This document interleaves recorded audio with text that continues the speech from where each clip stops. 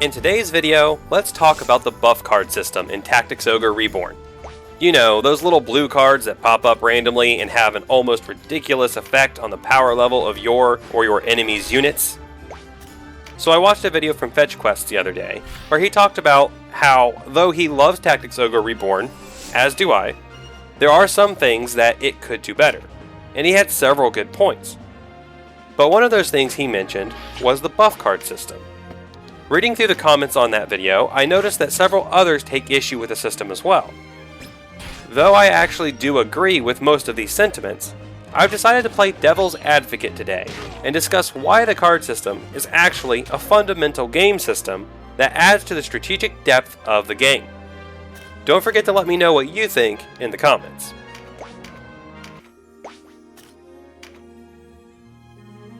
Probably the largest complaint against buff cards is their complete randomness in when and where they appear.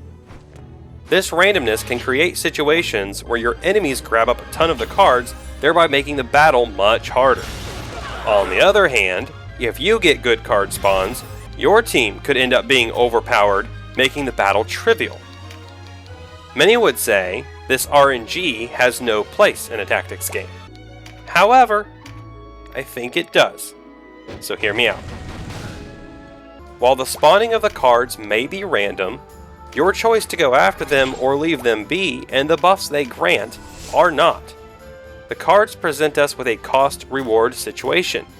Do I go out of my way to grab the physical up card and forego my attack this turn? Do I risk my mage taking a hit to increase his magic by 50%? These cards create strategic questions and add a layer of depth that otherwise would not be present. The cards also make some classes much more viable. The Knight, for instance, with its Phalanx and Guardian Force auto skills, can be a great damage sponge. However, if these skills aren't activating, the Knight becomes rather pointless. To make sure the Knight's skills are going off almost every turn, if not every turn, grab him a couple of the auto skill cards. Now the Knight has suddenly become more useful, and really any class that uses auto skills will benefit in a similar way.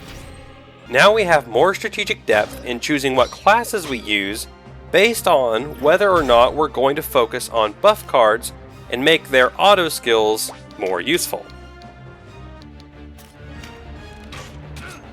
Another strategy that comes from the existence of buff cards is buffing up one particular unit to go after a boss or other strong or tanky units.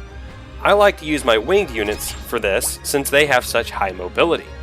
This works great for building up attack power, but you don't get any added defense benefit from the cards, meaning there is a good deal of risk involved in getting your unit fully buffed, as they will most likely be on their own and exposed to multiple enemy units.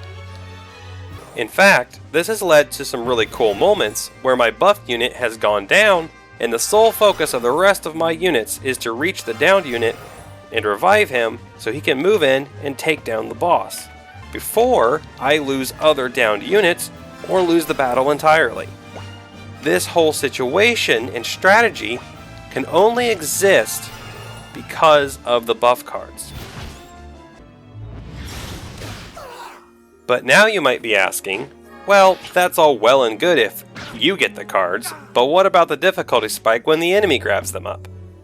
To that, I would say, a buffed up enemy makes the game even more strategic, because now you have to think even more carefully about your positioning based on which enemies hold multiple buffs.